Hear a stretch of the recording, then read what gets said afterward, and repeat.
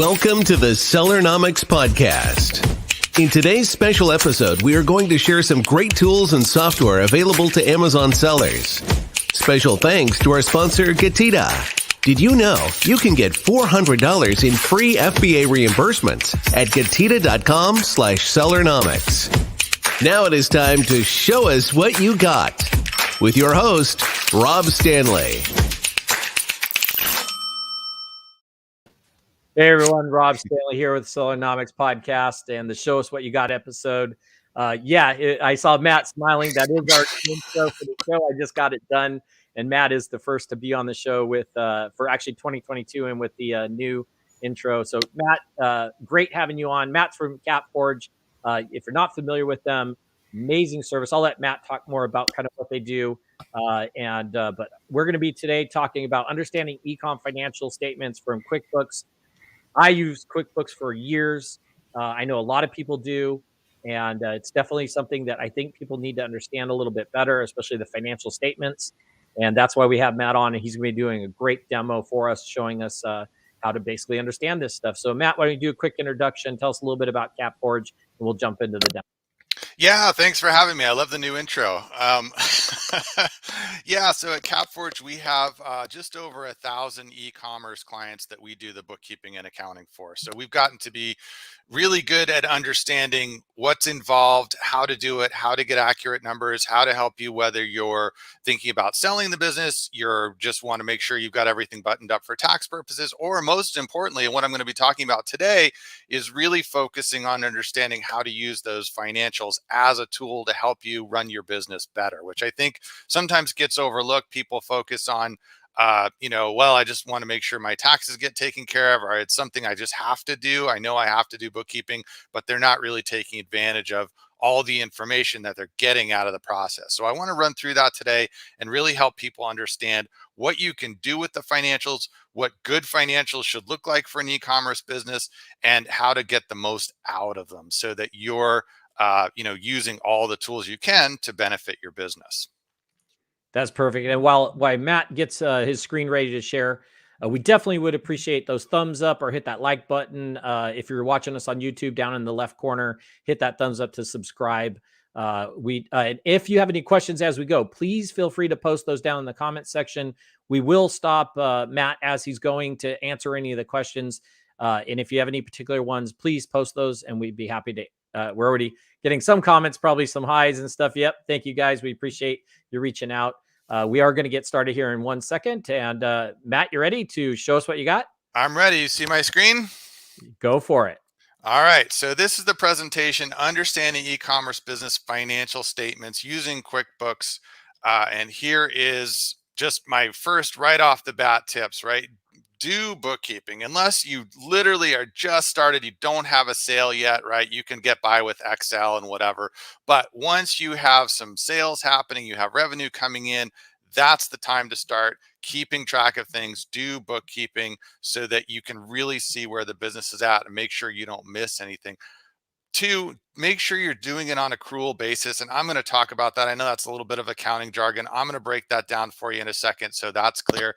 And 3rd, as I just said in the intro, don't just think of this as something you have to do once a year for taxes. It can be so much more than that. It can be super helpful for running your business. All right. So what is cash versus accrual? These are some terms you'll hear thrown around when you talk about bookkeeping and accounting. And there's, the CPA from the tax side might talk about it. Bookkeepers, certainly like us, are going to talk about it. Here are the basics. So cash is basically just tracking. Here's what happened today, right? In the bank account, we had some money come in, we got deposits from sales, or we had some money go out, we bought inventory or paid a VA or bought some advertising, paid off a credit card, whatever. Cash tells you what's happening in your bank account. But what it can't tell you is what's working, how profitable you are. And you can't really give you a good apples to apples comparison.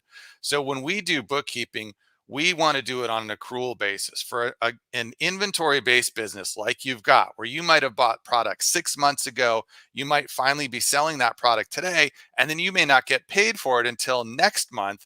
Trying to line all those different events up and understand the profitability of what you sold, that's where accrual comes in. That's the system that you want to use. So if you're not currently doing your bookkeeping for your e-commerce business on accrual, it's really time to consider switching. Whether you're big or small, it's really worth the investment to make sure your books are on an accrual basis. Hey, So Matt, here's, we got a yeah, couple questions already coming in. So let's try to answer these just go in ahead. case. I know there's going to be quite a few, and that's fine. We're more than happy to stop. So we do have a user asking, I'm using cash accounting, but I need a better data on which of my product lines are more profitable. Is that something they could get within QuickBooks, or is that Seller Central? What's your thoughts on that? Yeah, so it definitely, cash basis accounting is going to make it hard to see that for sure. Accrual based accounting is going to make it much easier to compare the various SKUs that you're selling to see how well they're doing. Now, that's something you can get from QuickBooks. It's also something that some of the dashboard softwares will help you understand: Seller Legend, Managed by Stats, things like that. But in terms of the accounting, like we're talking about, accrual-based accounting is really where you want to be to understand the overall profitability of the business, and at the SKU by SKU level or brand by brand level. That's the way to understand how the business is truly doing. Cash is All going right. to give you some messed up kind of readings, and that's kind of the example I've got here on the screen to just kind of Hold on, quickly we got talk. we got two more, Matt. Go ahead. They're coming in fast. I knew this would happen, and that's Yeah, fine. We definitely want to help out Amazon sellers here. So, absolutely. Mita, hi, I'm a Canadian. I am a Canadian. Well, welcome. I set up my company in the U.S. through CapForge. No Mhm. idea about tax. Please educate us when to file. Now, is that different than like? I mean, being that they're a U.S. company, I know it was April 15th I filed, right, or prior to that. Uh, Correct. so are they in that same boat as, even though they're Canadian based, but it's a U.S. Yes. entity? Yeah. So it's the entity that determines the filing, not where the owners actually live. So if you're, in the US as an owner of a US business, or you're in Canada or the UK or Russia or Australia, wherever you are, if it's a US entity, then you're subject to those US dates. So for most of our foreign owners, they've got single member LLCs. The filing date for that is April 15th. Now, for most people, because they're not going to owe any US tax, they're only going to pay tax in their home country. For most of our foreign clients, what we'll do is file an extension. That way they get until October 15th to do that filing. And even then, they're still not going to owe any tax, but the government definitely wants to get that tax return in. And that is absolutely something we can help our clients with. Excellent. So if you're a CapForge client already, just, send me an email. We'll make sure you're, on the list to get that assistance from us. There you go. And Adam had a question also about, along with accrual bookkeeping, do you recommend changing tax treatment as accrual as well? That's over my head. What's he Right. referring to there? So there's two different, so there's cash and accrual, but you can do your bookkeeping on cash or accrual. You can also file your taxes on cash or accrual. And no, those don't have to be the same. In fact, we have a lot of clients who will do their books on accrual basis because that makes it much easier to see how the business is doing. But they will file their taxes on a cash basis because for most clients, the cash basis tax return is going to save them more money. They're going to pay less tax filing on a cash basis. So sometimes people get confused and say, well, I don't want to switch my bookkeeping to accrual because I don't want to switch my tax filing to accrual. Well, you don't have to. You can do books in accrual, which is what we recommend. You can also file taxes on accrual, or rather cash basis. You can also file taxes on accrual basis. And that's kind of an individual decision, sort of depends on how big your business is, what else you have going on, whether or not switching to accrual for taxes makes sense. So it's hard to give specific advice, or general advice on that. It's really kind of case by case. But the answer is definitely do your books on accrual. Whether you file taxes on a cash or accrual is situational. Perfect. All right, let's keep going. All right.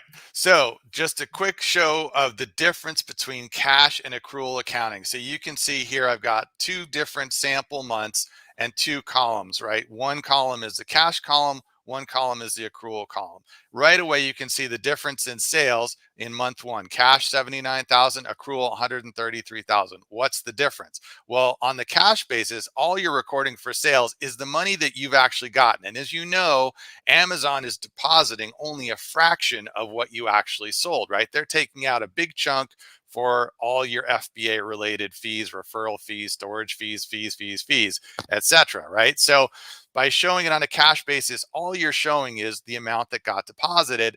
And then if you're cash basis and you make a big inventory purchase, that may essentially wipe out all the money that came in that month, and you may even be showing a loss. On the accrual basis, we start with the total amount you sold, and then we actually track how much is Amazon or any of the other platforms you're selling on taking out.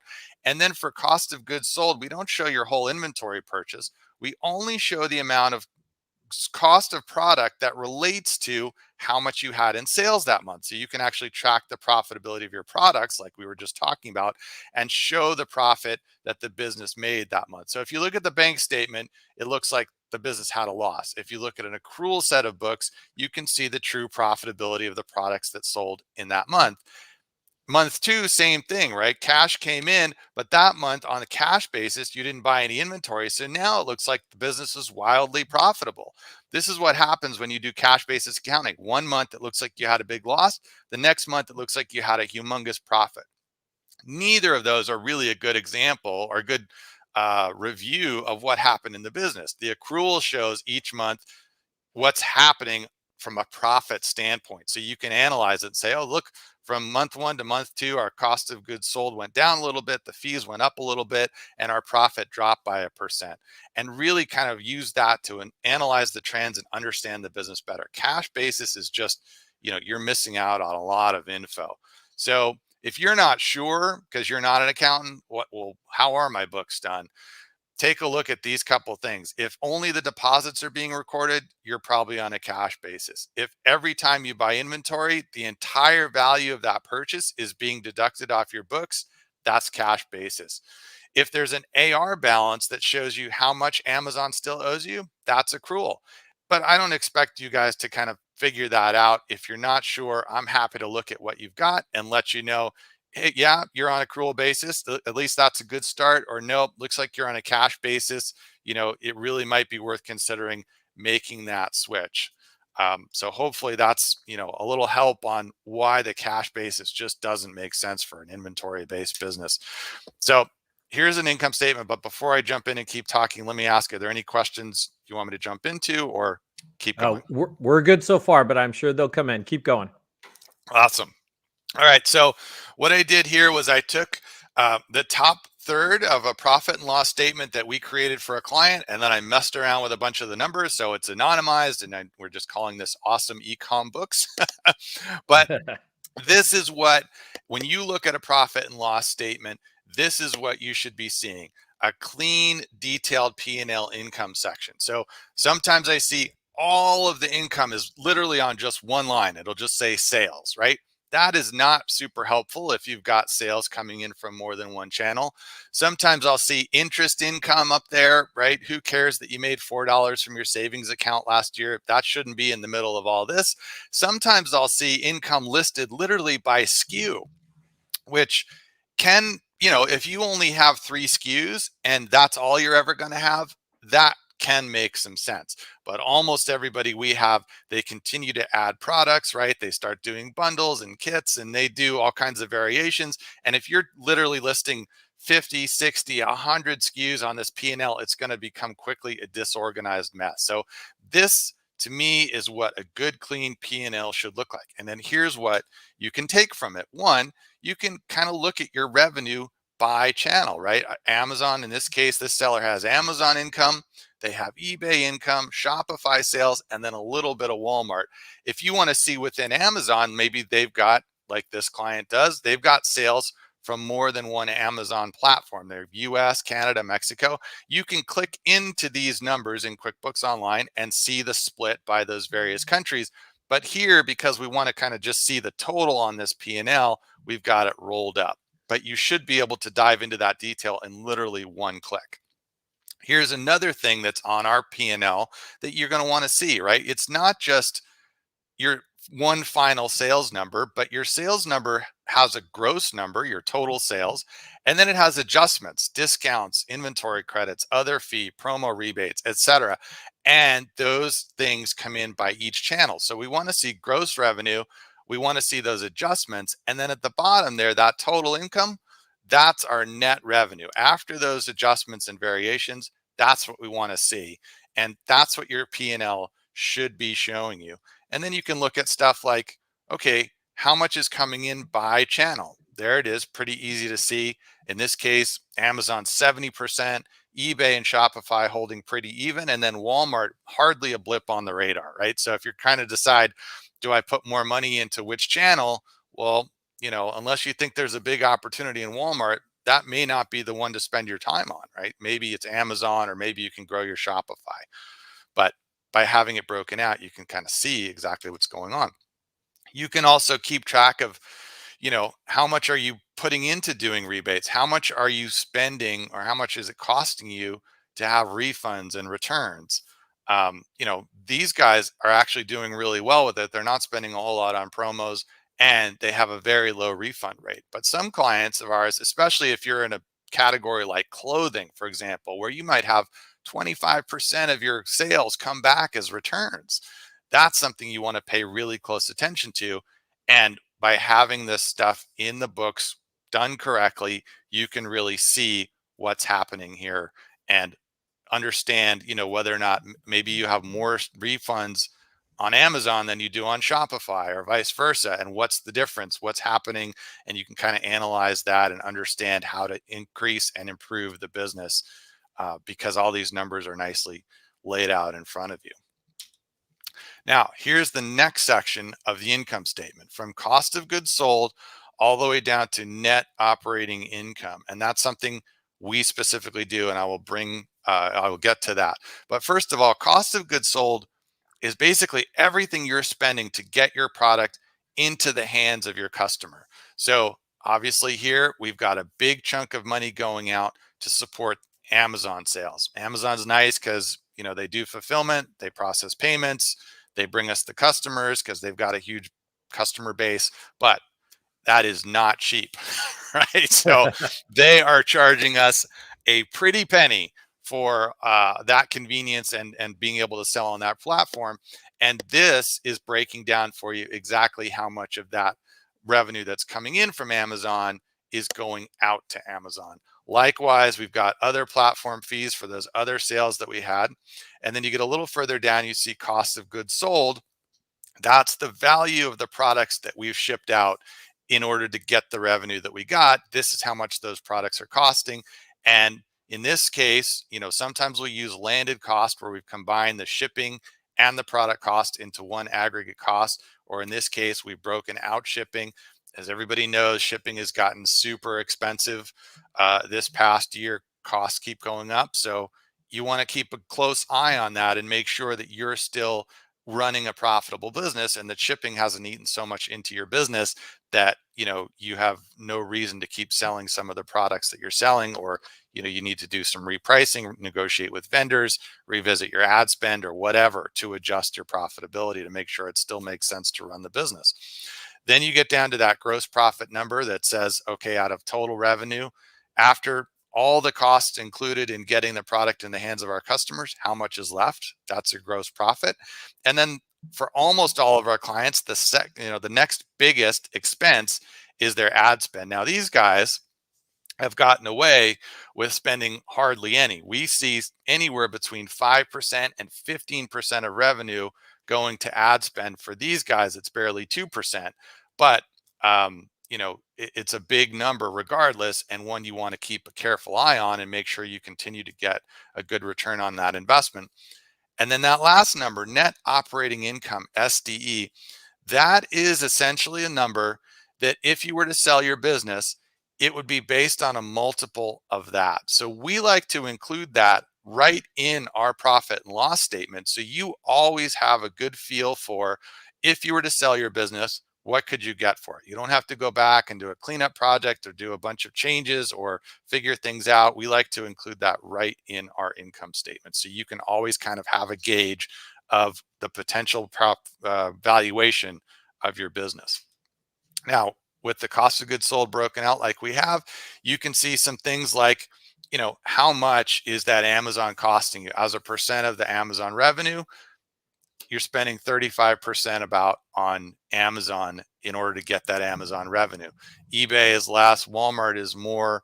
The Shopify fees are actually broken out or in the detail in our income section. So this one doesn't have it broken out here, but normally we'd have that broken out too. And then cost of goods sold, right? If you're targeting about a 4x markup, right? You buy something for $10, you want to sell it for $40. This is where you can see how well that's working out. In this case, 26% of revenue is cost of goods sold. So they're pretty close to that markup goal if that was their goal, but it's something you want to keep a close eye on. And then total cost of goods as a percent of revenue, they're running about 60%, which is actually really healthy for an Amazon business. Most of our clients, this is more like 70 to 80% versus 58% for these guys. So having this detail, having it in the books, having it on accrual done correctly, you can really take a look at these numbers, set goals for yourself, and then monitor monthly and see which categories are performing where you'd expect, which ones are underperforming, which ones may be outperforming, and really keep a close eye on the profitability of the business. Because after all, right, we're doing this to make money. If the thing isn't making money or not making as much as it should, you want to know where the problem is, locate the specific issue, and then figure out how to address that. Let's give Matt 2 seconds, take a quick drink of water because I'm sure he's dying there. If anybody has any questions, please feel free to post those questions. Matt's more than happy to answer them. And this show is all about people interacting. I mean, Matt's giving all these this great information on basically understanding e-commerce financial statements from QuickBooks. We're having questions come in already. And be sure to hit that like and subscribe, everybody. We really do appreciate it. Matt, so let's get this question up on the screen here real quick. So we see, are you able to track multi-channel fulfillment on Amazon? For example, I use Amazon to fulfill my Shopify order. How do you track units sold in books? And I assume they're books. Yeah, so we definitely have a lot of clients who have Shopify stores or Etsy or other channels, and they're having them fulfilled through Amazon, or they have a 3PL or a combination. And absolutely, we want to track those various channels. We want to track the various costs so you can see exactly how things are breaking down and where you're spending money and the profitability of each channel, right? So a lot of our clients have the majority of their sales through Amazon, but those may not be their most profitable sales, right? So you have to make $2 or $3 more on Amazon to equate to the profit you might make on Shopify if you have a good direct sales channel through Shopify, because obviously the platform costs are lower there. But those are all good questions that you can answer by having your financials done correctly, broken out, and being able to track not only revenue, but also fulfillment and product costs and ad costs by channel, so you can really see where the business is at. Excellent. All right, let's keep going. Awesome. So like I mentioned, these guys are spending hardly any money on advertising relative to a lot of the clients we see, but it's absolutely something you want to track. One thing we see a lot of is clients with wasted ad spend, just bidding on keywords that just aren't delivering results, or where, the cost of the ad is more than 100% of the cost of the product. So this is one of the few levers you really have tight control over. You can control exactly how much you're spending on ads and which ads you're spending on. So it's absolutely something you want to keep a close eye on. And then again, the net operating income, for these guys, I think probably because I made some changes to their numbers and I made it look a lot better than, average, but these guys have a really good, healthy SDE. So if they were to sell this business, with a 1.3 million SDE, they'd probably be able to sell this for somewhere in the neighborhood of 4 times that number, somewhere between 3 and 4 at least. So between 4 million and maybe $5.5 million is what this business would be worth if they sold it today with these numbers. It's always good to have that number in mind, because if you get an unsolicited offer, as many Amazon sellers and e-commerce sellers do, you want to have an idea, right? Is this a really good offer? Is this an okay offer? Or is this a lowball offer and I'm going to ignore it because I'm not really interested in selling anyway? It's really good to understand the value of your business, what it would be worth on the open market if you sold it. So Matt, Gene did have a follow-up regarding that question that they just asked a second ago. But how do you know the specific multi-channel fulfillment is for Shopify order? Or will the units sold be counted twice? So because they're fulfilling through Amazon, but they're on their Shopify store, will it be counted twice if they're pulling the data in? I assume is what they mean from both Shopify and Amazon. I think that's what they're asking. Right. Yeah. No, obviously, we're looking at fulfilled by Amazon versus sold on Amazon. And if you've got SKUs fulfilled by Amazon, but there's no sales data from Amazon because it wasn't sold on Amazon, it was sold via Shopify, then we're breaking that out. So, absolutely, we don't want to count anything twice. We don't want to miss anything. So, we're, downloading the reports from all the different platforms and then going through and making sure we've identified what got sold where versus what got fulfilled where, and counting the revenue once and the cost of goods sold once. Yeah, we had two more quick questions come in. Mita was asking, and excuse me if I'm wrong on this, Mita, but they were asking about subscription. I don't know if you're regarding subscription as far as our YouTube channel or subscription as far as Matt, but we will give more information on how to contact Matt at the end. And if you're interested in subscribing to our YouTube channel, you just get notified when we have people like Matt on. Twice a week we do these. So that's to answer that. And then we did have a person ask that they missed kind of the beginning of the video or the intro. That's easy. Go to YouTube, hit up Sellernomics or search Sellernomics. The video's there. You can watch it from the beginning as many times as you want. So hopefully that answers that question. Somebody said you can't go wrong with Matt's team. They're top notch. I agree with you 100%, Adam. 100%. So subscription was for Matt. Good vibes. All right. Well, we'll keep going here. Keep the questions coming. We absolutely love it. And make sure you hit that thumbs up down in the corner so you can subscribe and get notified when we have people like Matt and other great service providers on giving great demos and information. Go ahead, Matt. Awesome. All right. Thanks. So this is the bottom third of the profit and loss. And what we're showing here is the other income, other expenses that are involved in running the business. But these are a little different in that they may not be, or they aren't in this case, expenses that are strictly speaking operational. So if a buyer was looking at it, these expenses by and large wouldn't be included in what a buyer would be taking over. And so they don't count against your valuation, but they absolutely are legitimate expenses that from a tax standpoint, you want to make sure you're capturing all of these so that you get the maximum number of write-offs, you get the minimum amount of tax liability owed.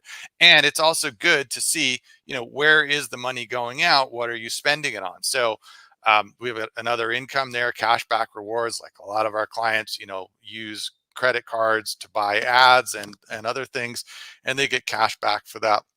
We capture that. But in this case, these guys have auto expenses, they have contractors, they have donations, they rent equipment, they're buying insurance, they have some interest expense, legal fees, they have payroll, which is the owners paying themselves in this case, but they could have workers as well that they'd be paying to help run the business, which would not be an add back, and so on. So you can see overall how the business is spending its money, and at the end of it, what is left that would potentially be the amount you'd start to figure out what you're going to be paying taxes on, which is that bottom line net income number, but substantially lower than the SDE number. And that's an important point to consider. Again, if you're thinking about selling, you want the SDE to be as high as possible. From a tax standpoint, you want the net income to be as low as possible. And those are two different things. And we track them both. They both serve different purposes, but they're both important numbers to know in your business. Yep. So Matt, just real quick. So Gene did have one follow-up. And Gene, if this doesn't answer it, I'm going to give you information on how to contact Matt if you don't know how to already. But Gene had one more follow-up on the Shopify. So will you check with clients to see where their multi-channel fulfillment not sold by Amazon goes or go, basically? So everything that we do, we're tracking everything by SKU at the SKU level. So if we see SKUs, sold on Amazon or sold on Shopify, but fulfilled on Amazon, then we're absolutely going to have that conversation with you and make sure that we're on the same page These are products that you're selling on Shopify, fulfilled by Amazon. The fulfillment costs will be related to the Amazon expense that you paid there. The revenue is going to come in on the Shopify side. So absolutely, the goal is to make sure we understand where everything is coming in and going out. Nothing is getting double counted or left out. That's the whole goal of accounting, is to have everything tracked and accountable and backup and supporting documentation for why everything was put where it was. So there's a double check on it to make sure that it's going the way it should. Perfect. You got a lot of fans, let me tell you. You got a lot of fans. Thank you, David. We appreciate that. Yeah, let's let Matt keep going here. Go ahead, Matt. Awesome. So yeah, just a final quick breakdown on, the net operating income, the SDE, that's the valuation number. The net income for tax purposes is potentially where you start from a tax standpoint on what you may owe in income tax. The difference there, as you can see between these two numbers, is $243,000. If this seller, for example, or this Amazon client was to sell the business, and they left off or didn't understand the importance of those add backs, and they left off that 243,000, they just valued the business on net income, and they were selling at a 4x, they're literally leaving almost $1 million on the table there. So very important to make sure you're capturing those expenses to minimize the taxes, but also understanding how the add backs work, so you're maximizing the valuation when you sell the business. Again, something we can absolutely help people with. We've done a ton of these projects, and we want to make sure that you're getting the best value, and also you're paying the least amount of taxes, and we can serve both of those goals with one set of financials as long as things are set up right. All right, so what I've been showing you up to now is just a single take column on profit and loss. But where this stuff really gets more powerful and where you can really spot trends is when you're looking at it over time. You're on accrual. Hey Matt, what does Yep. SDE stand for again? Sorry. Yes. SDE, it stands for seller's discretionary earnings. So it's essentially the money that the business made after deducting everything it costs to run that business that you absolutely had to spend to get to where that number is. Everything below that is discretionary, in the sense that, you didn't have to spend money on your car. You didn't have to spend money to go out to eat. You didn't have to buy continuing education classes or do travel, right? For the most part, to get that business to where it was. So those are expenses that are legitimate and you took them, but they were discretionary in the sense that a different owner running that business might not have spent the money that same way. So that's why it gets added back, or not counted essentially in the valuation, because a new owner could take that money and spend it differently. They could buy more ads, more products, or just keep it all in the bank and spend it. But that's the SDE, is seller's discretionary earnings. Perfect. Thank you. That question came up. So no problem. I should have clarified. But so when you run things on a month-by-month basis, they've been done consistently on accrual basis. This is where you can really see the differences in how the business is running and really try and understand what's going on. So for example, in this business, you'll see March 2021, that was actually their highest month. Most of our clients, right, November, December, Q4 sales is when they see the biggest leap. Or sometimes people are seasonal for summer or spring or something else. Well, these guys, for whatever reason, their March sales jumped a whole bunch. That was their single biggest month. We had one client, not these guys, but another client who had, unbeknownst to them, some TikTok influencer got a hold of their product and did a cool little video demo and said, they really liked it. And their sales shot through the roof. And they only afterwards figured out what happened. And of course, reached out to that influencer and said, hey, would you be interested in doing some more of those? Because, they literally had a 6-figure jump in sales that month. So by looking at it like this, you can spot trends. You can see what's going on. Maybe they are just a seasonal product that, at the end of winter, beginning of spring, that's their best month. But, maybe not. They also had sales go up in June and July and August. And really, understanding what's going on and keeping an eye on it. If it's going up, why is it going up? Or worse, if it's going down, why is it going down? Where is it going down? Is it all the platforms? Is it one particular platform? By being able to see this month over month, apples to apples, you can really start to see what's happening in your business and use this not only to improve things, but make future predictions, right? What do we expect our sales to be? So as a result, how much should I be spending on inventory? Is it time to hire another employee? Can I spend more on ads to drive more revenue? If I spend more on ads, is it driving more profitability or just more sales? That's the kind of thing that you want to be able to use this financial statement to really help you understand. If you just get it and sort of throw it in a virtual folder, you never look at it and just once a year pay taxes, you're really giving up a lot of valuable data that can help you run your business better. So Uh, here's an Matt, yep. we did have one question. This is a great question, actually. I'd actually be kind of curious is how do I view my P&L on QuickBooks Online so that I can see multiple months like you just had in that screenshot just before there? Is that something to easily describe, or should they reach out to you to find out how to do that? No, it's really super easy.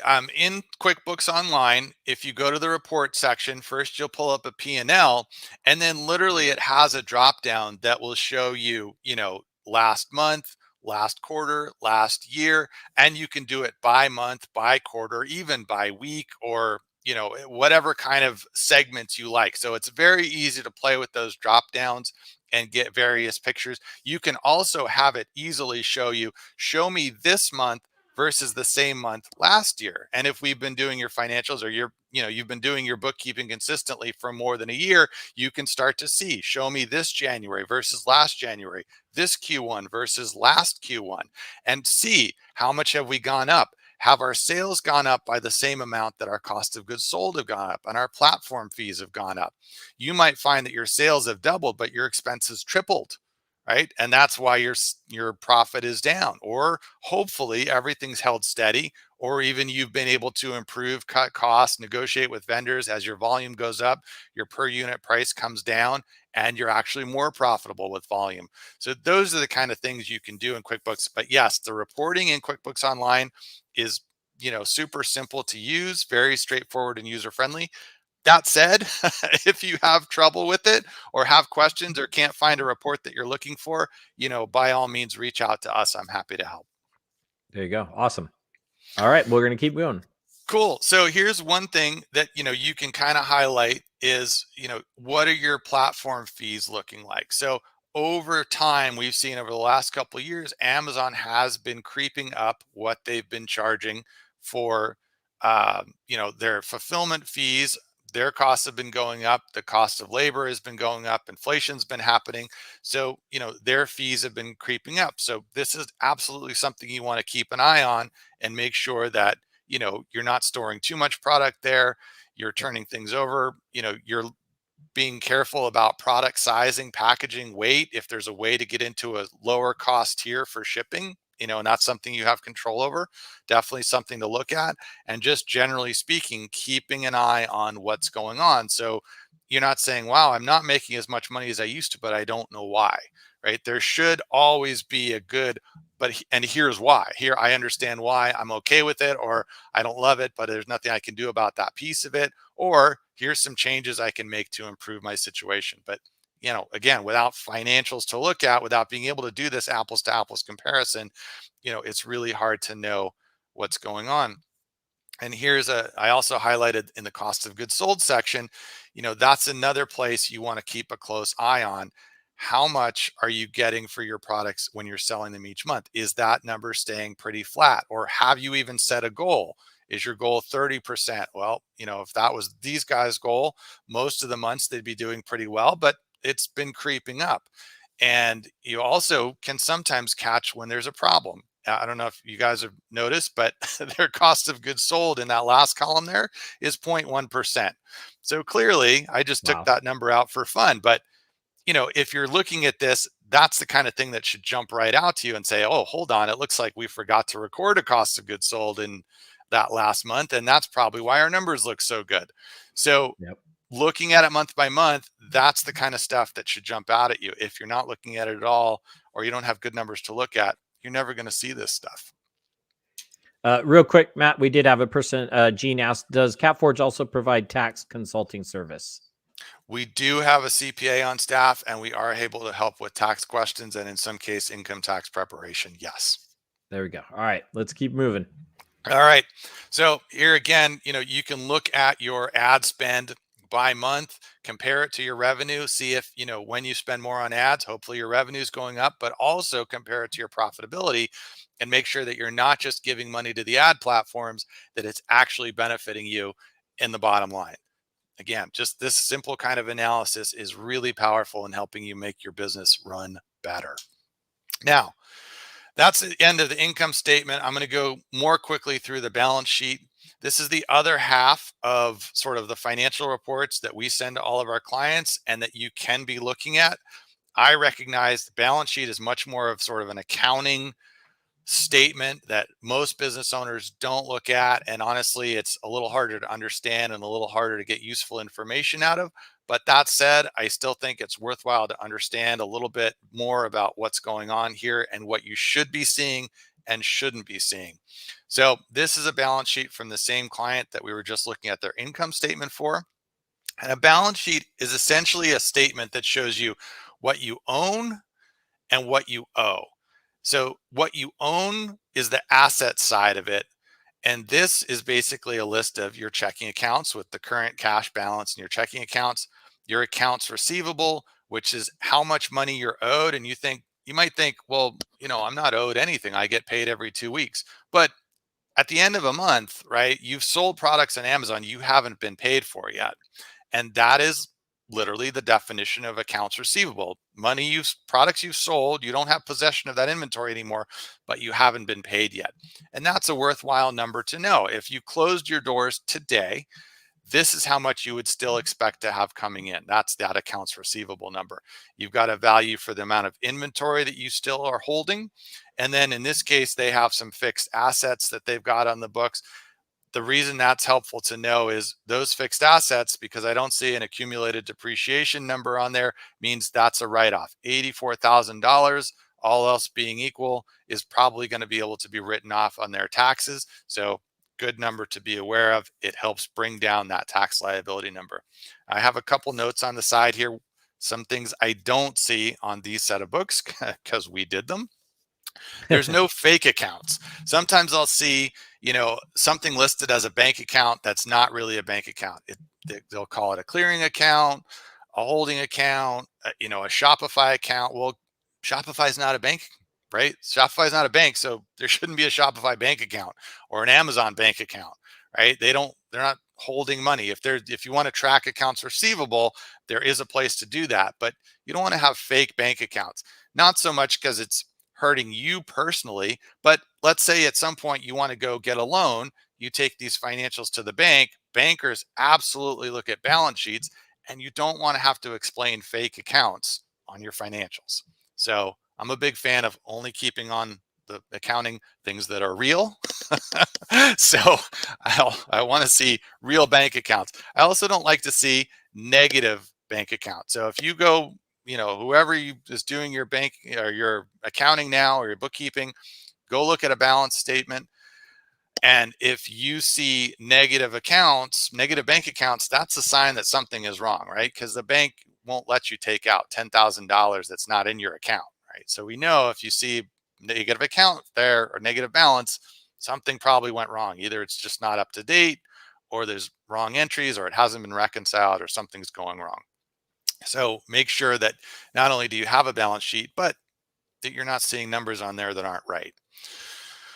Yes, accounts receivable is a good thing to have on there. Inventory, obviously you want to have a current and correct inventory value. And then if you've got fixed assets, those should be listed too. Okay. Matt, quick question Yes. came in. Where do you track funds, i.e. or example retainers held by independent contractors? Retainers held by independent contractors. So if it's somebody that owes you still for services, you've given them money, but they haven't completed the service yet or haven't even started it, those would be assets. That's money you put out there, and then you're going to get a service for it. Once you get that service, it would become an expense. But that would be on the asset section of the balance sheet, probably an other current asset. Excellent. Cool. So this is the flip side of assets. This is liabilities, things you owe, and then equity, which is the difference between assets and liabilities. It's the part of the business that you own, that is the value that you've created by building that business. So here we've got a bunch of credit cards listed. Again, they're all positive values, right? You don't want to see negative values on your credit cards. You want to have them listed individually, and you want to have current balances showing. Other liabilities, in this case, they have a working capital, PayPal working capital loan that they're not currently using. They've got some payroll liabilities. So you pay yourself this month. You don't pay the payroll taxes typically till next month. Those go on as liabilities. Sales tax payable, even if you're only Amazon and Amazon's collecting 100% of that sales tax for you and paying it for you, there is still a sales tax payable amount each month that carries over. And that goes on the balance sheet. If you ever see sales tax on the profit and loss statement, it's being done wrong, because sales tax isn't your money, it's government money. It's not income and it's not an expense. It really goes on the balance sheet. They also have an SBA EIDL loan, which a lot of our clients ended up getting. They haven't had to pay it yet, so the balance is sitting there as the amount that they got originally. And then there's some equity sections, including shareholder contributions, money you put into the business, distributions, money you took out of the business, and net income is the amount of money, the profit you've made year to date. Retained earnings is the amount of money that you had made in all prior years cumulatively. So if you had 2 prior years of losses and 1 prior year of profit, it would be the combination of those 3 years, whatever that netted to, a positive amount or a negative amount. That's your retained earnings. Again, these are kind of accounting specific accounts. They're not going to be super helpful to the average business owner, but there is some information on here that is helpful to see and understand. If somebody wants more of a tutorial on the balance sheet and how they can understand it better and what they can use it for, we're happy to do that for clients, because I do think there's some useful information on here, but it does quickly turn into an accounting lesson. And that's not always the best use of everyone's time. So I'm not going to, I'm not going to dwell on it too much. But again, here what we're seeing is we don't have negative balances, which is correct. We're not missing credit cards. Sometimes people forget to include them, but then you're missing expenses. We're not missing sales tax. That's a real thing. It should be on there. And if you have loans, those should also be tracked. Sometimes they get left off, but if the business owes money on a loan, that should be reflected correctly in the books. Now, same with the P&L. If you expand this out over months, you can, again, sort of catch some trends. If you're looking carefully, you can see, from June to July, their cash dropped, right? Why would their cash drop? Well, you can look and see inventory increased pretty significantly that month from one to the next. So cash dropped more than likely because they made a pretty big inventory purchase, and we should see that. So not that, again, you need to be studying the balance sheet to know that you bought inventory, but it is good to understand. Sometimes people say, well, I see all these profits on my financials, but I don't see it in the bank. What happened? Well, there's the P&L is also connected to the balance sheet, and the balance sheet is also tracking where your cash is going. So you may have profits, but not a whole lot of cash in the bank, and that's because you're reinvesting in inventory. Also, you can kind of see the trend with accounts receivable. At the close of each month, how much money you're owed is a pretty good reflection of how good the month was before in sales. And you want to keep an eye on that and make sure that's going up and down in accordance with sales. If all you see is your accounts receivable balance just continually growing and growing over time, if your sales aren't also growing and growing, then there's a problem with the accounts receivable account, and that probably needs to get looked at. And like I mentioned, right, they've got all these fixed assets that they've bought over the course of the year other than the vehicle, and those all become tax write-offs at the end of the year. Here's the liabilities and equity side. Same thing. You can kind of see some of their credit cards, they paid down to zero. Other credit cards are new that they just started adding a balance to. So that's fine. Again, the balance sheet's going to tell you how you're using those cards and what your total amount owed is. They've done pretty well in that at the beginning of the year, they had, up to a $55,000 balance. By the end of the year, they've paid that down to $22,000. So The fact that they're paying down credit balance versus continuously growing it tells me the business is doing well, cash is coming in, and they're able to keep their debt in control. If your debt just keeps growing and growing, but you're not seeing it reflected in profitability or cash balances in the bank accounts, that can definitely be a red flag that you want to be aware of. And then, again, tracking trends in net income and shareholder contributions. You can see in the months there for shareholder contributions, it looks like they put a couple $100,000 into the business. It went from a negative couple $100 up to 121,000 and then up to $221,000. So that balance jumped from zero essentially to over $220,000. They had a reason to put that money into the business. Maybe they had opportunity to buy more inventory or do something else, but you want to understand where the cash is coming from, and the balance sheet is what can help you do that. So that's kind of it. I know I dumped a ton of stuff on everybody here. I'm glad that this video is being recorded so you can go back if you have questions or I went too fast. You're able to kind of review. But bottom line is, if you're missing bookkeeping, you're really missing out. If you've got it, but you're not understanding the numbers, let's go through it again and make sure you're really understanding how to use that as a tool to run your business, because there's so much information there that can really help you maximize what you're getting out of your business. And then, bottom line questions, I'm sure you're going to share that information as well, but I'm happy to help whoever, whenever, client or not. Let's, make sure that you are, getting the best information you can there. Yeah. So Matt, great information. And I'm sure some other questions will come in after. You should definitely reach out to Matt, CapForge, CapForge.com. You could just use their website to contact them. If you are brand new to CapForge or looking for their services as a new customer, he does have, Matt has this great offer for everybody. So basically, CapForge is offering a free review and consultation, as well as 3 free months of QuickBooks Online, a $210+ value. All you got to do is mention Sellernomics podcast, or, hey, I saw Matt on the podcast with Rob, or anything like that. I'm sure he'll figure it out. Yes. So make sure to head on over there if you're new or if you need help like this. Got to give Matt a personal plug. He's been helping a friend of mine with his business get it ready to get to sell, and he's been doing the books. And it's been absolutely amazing. I'm hearing nothing but great things from my friend on this. And it's been absolutely awesome. So be sure to reach out to Matt at capforge.com. Matt, great having you on. I really appreciate you being on the podcast. And we definitely a lot of information. So everybody feel free to go back to sellernomics.com, watch the video over and over again, or go to GETIDA's YouTube channel. Either one will get you there. Great having you on. Thanks again, Matt. And I really appreciate it. No, thank you for having me. I enjoyed it. Hopefully it was helpful for people. And again, I know it was a lot. So, rewatch as needed. That's perfect. Thanks, Matt. Have a good one. Thanks. Thanks for joining us this week on the Sellernomics podcast. Special thanks to our sponsor, GETIDA. Did you know that Amazon probably owes you money for FBA reimbursements? Get $400 in free FBA reimbursements at GETIDA.com/Sellernomics.